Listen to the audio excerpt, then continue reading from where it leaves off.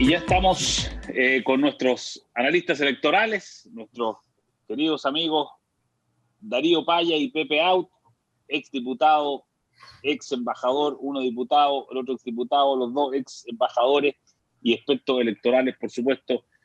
¿Cómo están? Ya partiendo el otoño, Pepe y Darío. Bien, bien. Como el día. Exactamente. Luminoso. Muy bien, muy bien, muy bien. Tranquilo y luminoso. Yo estoy medio resfriado, cosa que es muy rara, porque en esta época uno o se enferma en serio o no le pasa nada, pero no sé, amanecí como... Oye, cuidado que el virus anda muy, muy fuerte y muy cerca. Yo estoy rodeado, ya hay casos cercanos como nunca. Pegándole el palo a la pelota. Pegándole el palo. Y ojo que los anuncios que pueden venir hoy día. Así que nosotros este podcast lo estamos grabando antes de los anuncios del Ministerio de Salud y va a salir después de los anuncios, pero yo simplemente pongo una voz de alerta ahí. Hay hartas posibilidades. Además que puede tener un efecto electoral, porque si ponen cuarentena ahora, por ejemplo, hoy día lunes, partiría el jueves 25, duraría 2 semanas, menos de eso las cuarentenas no tienen sentido, y por lo tanto se liberaría el 8 de abril, es decir, casi en la víspera de que se empiecen a constituir las mesas. Así es que capaz que tenga un efecto electoral esta cuarentena, ¿no? O sea, no es que tenga un efecto electoral, busca un efecto electoral, en verdad. O sea, en la cuarentena, es una cuarentena preelectoral. Es para asegurar, o digamos, darle más seguridad a la participación el 10 y 11 de abril, sin duda. Claro, para que exista. Oye, quiero partir precisamente con un artículo que aparece hoy día en el Mercurio, en la página C4, que es la encuesta esta del panel ciudadano UDB, esta encuesta que dirige Eugenio Guzmán, que es una encuesta que en general han dado muy bien en las elecciones, si uno mira para atrás.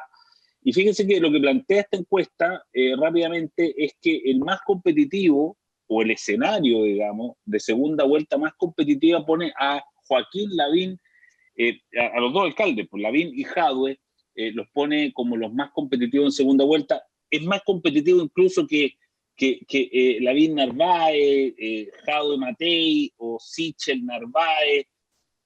Esto no era tan así hace poco tiempo, da la sensación, y aquí se los dejo puesto, y Darío, te doy la palabra primero, da la sensación de que Joaquín Lavín estuviese recuperando terreno o estamos pasándonos de rosca en el análisis. Puede ser. Yo tengo la impresión de que sin saber nada, si a cualquier persona le dicen adivina en qué orden se ordenan estos 3 candidatos de derecha, Lavín, Matei, Sichel, que no se enoje Sichel por haberlo puesto a la derecha. Yo creo que la gente en general intuiría que el orden es el que salió en esta encuesta. Ahora, por otro lado, los números, sobre todo entre Matei y Lavín, son relativamente estrechos. Yo creo que hay un dato muy importante en esa cantidad gigantesca de gente que no aparece votando en esta encuesta. Por supuesto, hay gente que no contesta encuesta, hay gente que no está decidida, todo eso está en ese número, que es 30 y tantos, ¿no? Pero yo creo que hay otro dato bastante importante. Pero esto es puro olfatímetro, tincómetro y ojímetro, pero no arbitrario, no antojadizo. Yo creo que si tú pones a José Antonio Kast en este voto, aparece, o sea, desaparecen 7 u 8 puntos de esos que no aparecen votando. Pero que sí, yo creo votan por la Evelyn. Hay un trasvasije de votos. Hay una resistencia por ahora, creo yo, en algunos votantes de José Antonio Kast a expresar cualquier tipo de cariño por Lavín. Entonces depende cómo tú ordenes esto. O sea, si tú pones un voto Jadwe, Evelyn, Kast sube, yo creo que la Evelyn baja varios puntos, yo creo que hay vasos comunicantes. En fin, son todos supuestos, pero creo que es un reflejo aproximado de lo que está pasando en el mundo real. ¿Cómo lo ves, Pepe? ¿La presidencial ahí? Mira, lo veo como prolegómenos relativamente infructuosos y poco proyectadores de algo resolutivo. Primero porque así como las encuestas con la pregunta espontánea, ¿a quién le gustaría a usted que fuera presidente? Más del 60% no responde. Aquí puestos ante una disyuntiva, el que gana es el no sabe, no responde, no estoy definido, es decir, 38% sobre 32 y 29. Entonces, la encuesta nos dice, y para qué decir Narváez Lavín, 57% no responde. Entonces, eso te habla más bien de que las personas, a pesar de los esfuerzos de los candidatos, no tienen todavía en el visor la pregunta presidencial. Y esa va a aparecer, a mi juicio, de manera muy rápida, se va a desencadenar después del 11 de abril. Ahora, si la encuesta quería dirimir y me imagino que ese era el objetivo, entre Lavín y Matei, la verdad es que no dirime porque 3 puntos de diferencia en segunda vuelta están casi dentro del margen de error. En consecuencia, las encuestas de panel tienen ciertas características particulares, digamos. ¿Ah? Y la fundamental, la principal, es que tú te inscribes previamente para ser parte de la encuesta. Es decir, y eso hace que o bien formas parte del grupo de personas muy interesadas por el estímulo que te pagan, qué sé yo, internet o qué sé yo, para que te sumes, o bien eres una persona que tiene ya una cierta definición. ¿Ah? Y por eso llama la atención que a pesar de eso, que responden los que quieren responder, el 38% no se define en una disyuntiva Lavín-Jadwe. ¿Ah? Y yo creo que ese es el dato mayor. No veo que la encuesta muestre un movimiento sensible entre Lavín y Matei. Sigue estando levemente por encima Lavín, pero esa es una situación relativamente estable respecto del electorado general. Otra cosa es si preguntas por a quiénes van a participar en la primaria de la derecha. Seguramente ahí Matei pudiera estar algún par de puntitos por encima de Lavín. O sea, sigue pareciendo una disputa equilibrada por el liderazgo de la derecha. Yo no veo que eso haya sido Y con un zanjado camino no en estas dibujado, encuestas en además, Los Ángeles. y con un camino no bien dibujado, porque tú acabas de mencionar, Pepe, lo de la primaria de la derecha, y la verdad que sería una locura que la UDI llegase con 2 candidatos a la primaria de la derecha, entonces hay que pensar en la primaria o la decisión de la UDI. O sea, el camino para llegar a resolver esto no está perfectamente delineado todavía. Ni las fechas, ni las circunstancias políticas, ni el ambiente que va a estar después del resultado de la constituyente, que Pepe se lo imaginó con detalle, le puso números entre valentía, osadía y locura, digamos, pero sí, lo hizo, lo puso por escrito. Nadie sabe realmente, entonces, bueno, al frente tampoco, al otro lado tampoco está muy dibujado que ven. Y déjeme agregar un ingrediente más, Pepe, la irrupción de Gabriel Boric. ¿Cómo mueve esta foto presidencial preliminar, de acuerdo? Pero ¿cómo la mueve? ¿Qué le pasa a Jadwe con él? ¿Qué le pasa a la izquierda? ¿O no pasa nada? ¿Cómo ves tú la llegada de Boric a esta carrera? Bueno, hay que ver cuánto logra revivir Gabriel Boric, que es, digámoslo, junto con Jackson, los líderes emblemáticos de lo que fue el Frente Amplio.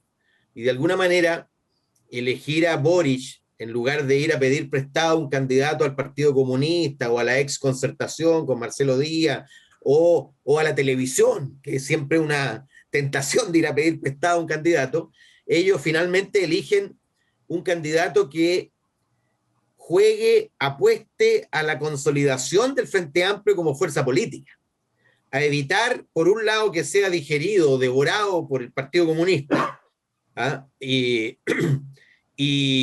yo creo, finalmente, que es un candidato con vocación de primera vuelta, si es que le va mínimamente bien en la recepción popular.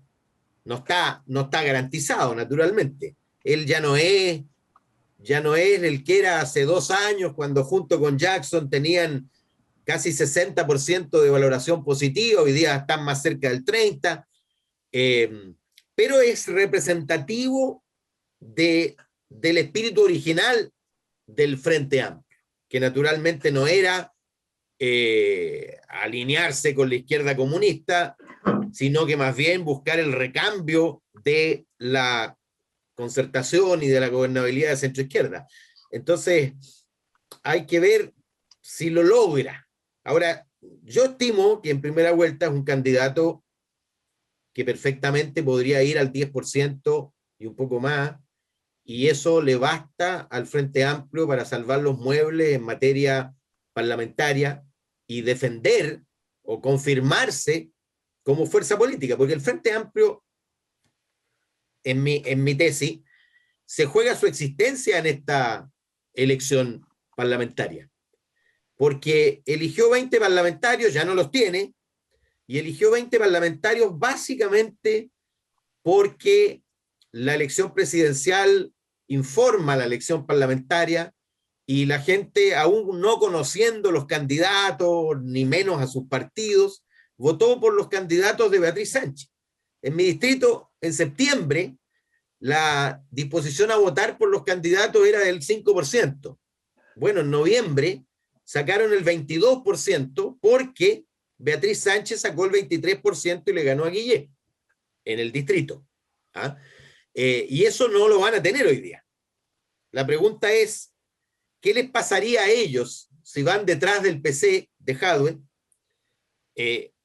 Obviamente, además son varios partidos que en una lista parlamentaria competirían por separado con el PC, y por lo tanto el riesgo de virtual desaparición o empequeñecimiento radical es alto. Y en consecuencia, yo creo que ellos están pensando en la sobrevivencia como fuerza política del Frente Amplio. Y por eso que RD y Convergencia, que son los partidos, digamos, fundantes, tienen más convicción que lo que podría tener Comunes, que está en la ola y que podría perfectamente desplazarse hacia Jadwe.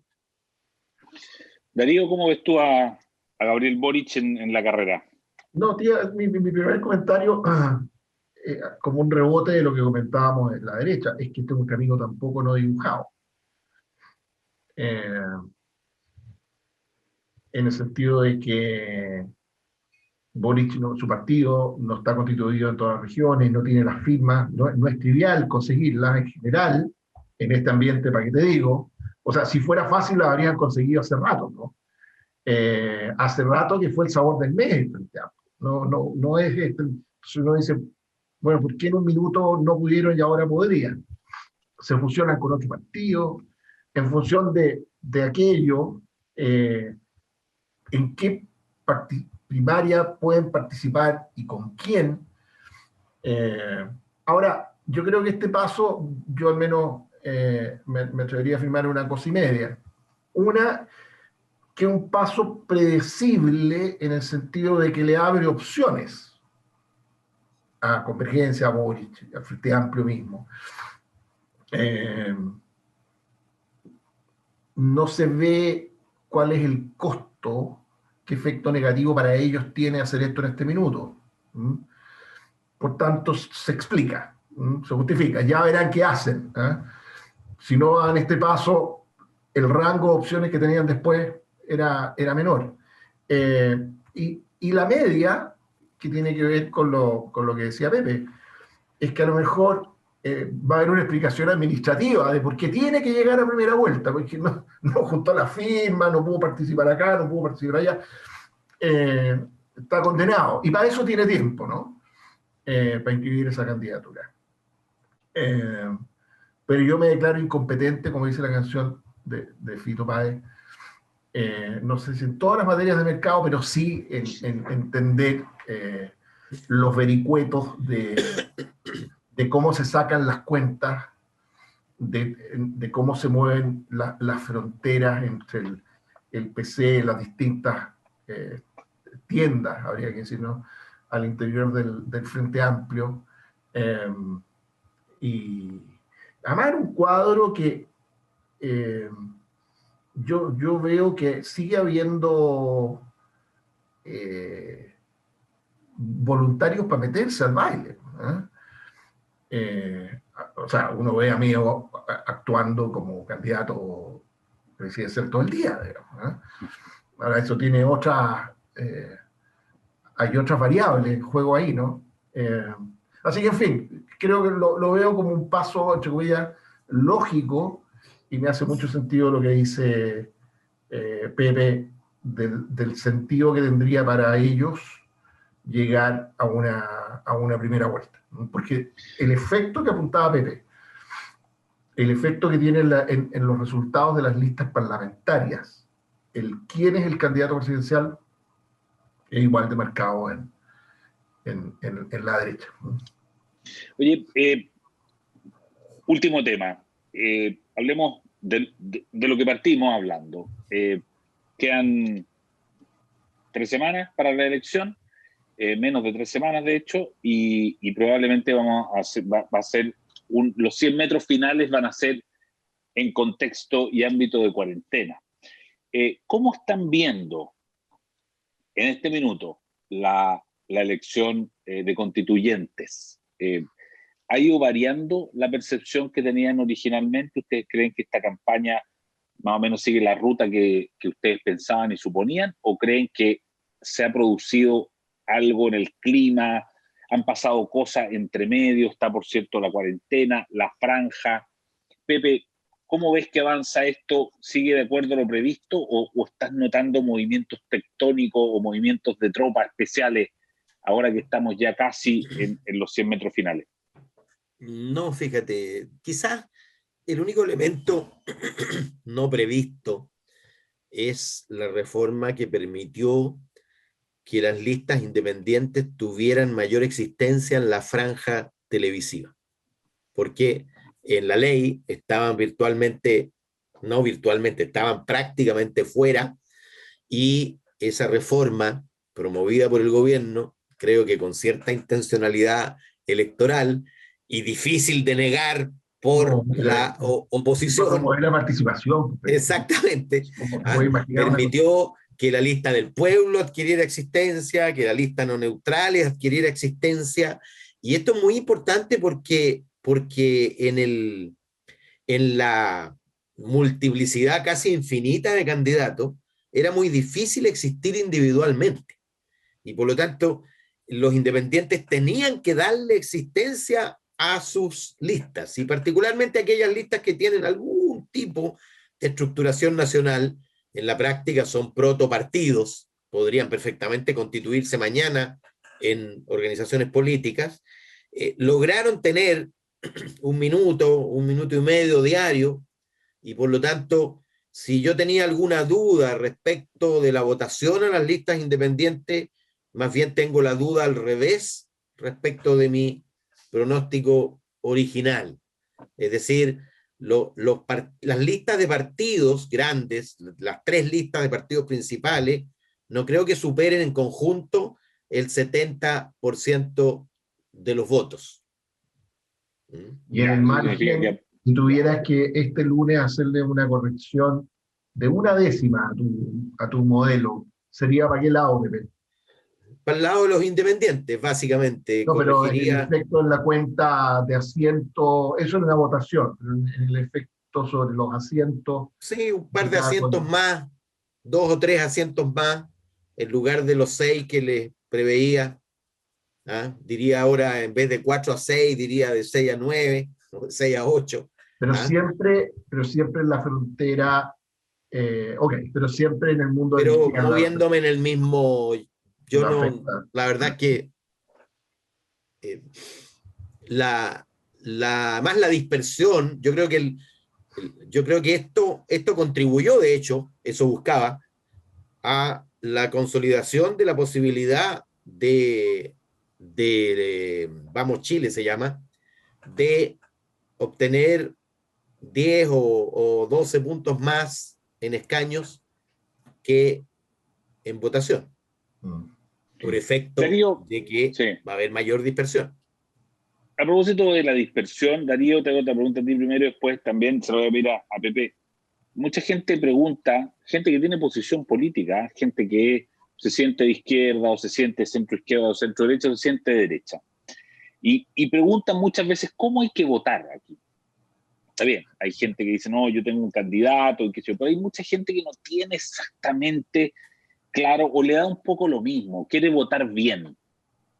¿Cómo debiera votar bien una persona, dado esta dispersión, dado que es muy difícil de entender el algoritmo de cómo opera el sistema DONT y la cifra repartidora? Hay gente que dice, no me explique, no quiero que me explique el modelo. Dime, ¿cómo se vota bien en esta fase? Primero, a ver si me explico bien. El 82%, 83% de los chinos, yo siempre he puesto por sobre el 80% de la gente, va a votar bien. En el sentido que le va a preguntar a alguien por quién hay que votar. Pregunta en la que está implícito, ¿por quién hay que votar? ¿Cuál es el voto correcto para aprovechar mi voto? Políticamente, las distintas bajadas que tiene eso. Pero a ver si Pepe está de acuerdo conmigo, y estamos hablando de la constituyente, ¿no es cierto, Eduardo? Constituyente, sí. Yo diría que criterios. Yo creo que en general es útil apoyar a candidatos fuertes. Tú dices, pero ¿cómo? Si ya son fuertes, ¿para qué apoyarlos? Yo creo que tener liderazgo reconocible siempre es bueno. En la constituyente también. Podríamos hablar un montón de qué significa eso y por qué, pero ahora, quizás, y como si Pepe y yo vamos en una misma lista, la posibilidad de que salgamos dos, digamos, si no hay una diferencia política entre los dos que vamos en un mismo pacto, subpacto, mejor dicho, no es la razón para discriminar. Bueno, concentrar los votos en Pepe da lo mismo, si yo voy a salir arrastrado. Ahora, donde eso sí tiene un bemol esta vez en el tema de la paridad, de que si yo, para seguir con este ejemplo, producto de que Pepe, de que se concentraron los votos en él, y yo salí, entre comillas, electo antes de hacer la corrección por paridad, pero con muy poquitos votos personales, me puedo quedar fuera. Ahora, no hay cómo saber si yo voy a estar puesto en ese trance o no, y si va a haber que corregir reemplazando hombres con mujeres o viceversa. No hay cómo saberlo, digamos. Pero yo te diría que ese es un vericueto que existe, pero respecto del cual es imposible dar un consejo universal, porque va a depender de las circunstancias. Eso me atrevería a decir que es el... Así que vote por el que más le guste nomás, no hay mucha... Perdón, y lo que sí diría, y esto tengo que decir, porque yo tengo un par de amigos, y al menos un muy buen amigo, que habría sido un grandísimo constituyente, que no logró que el acuerdo de la derecha lo incluyese a él en el distrito, y va por fuera. Con el dolor de mi alma, digamos, tal cual se lo comenté a él en su minuto, votar bien creo que implica no votar por candidatos que por bien que lo hubiesen hecho en la constituyente no van a llegar a la constituyente, y se exponen a un doble escenario, o que les vaya muy, muy mal porque sacan muy pocos votos, o que les vaya bien porque sacan más votos pero no son electos igual, sino que tienen un potencial de en el margen privar de un asiento adicional al pacto. Eso es lo que yo me atrevería a decir. Buenísimo. Pepe Auto. Yo en la misma dirección. Si tú eres de derecha,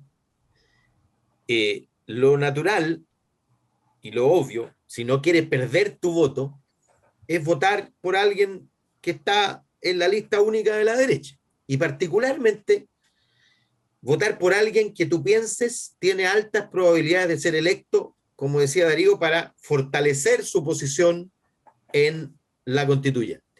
Si tú eres de oposición, yo te diría primero, elige una lista que a tu juicio tenga opción de elegir a alguien, porque si no, todos esos votos que reciba esa lista van a ir al tacho de la basura, no van a servir para elegir a nadie, y por lo tanto solo para sobre representar a las listas que elijan. Entonces, elige una lista grande, una lista que tenga opción, y luego, la misma lógica, elige a alguien que tú creas va a llegar para que llegue con más votos, para que llegue con más fuerza, porque en la constituyente hay dos cosas.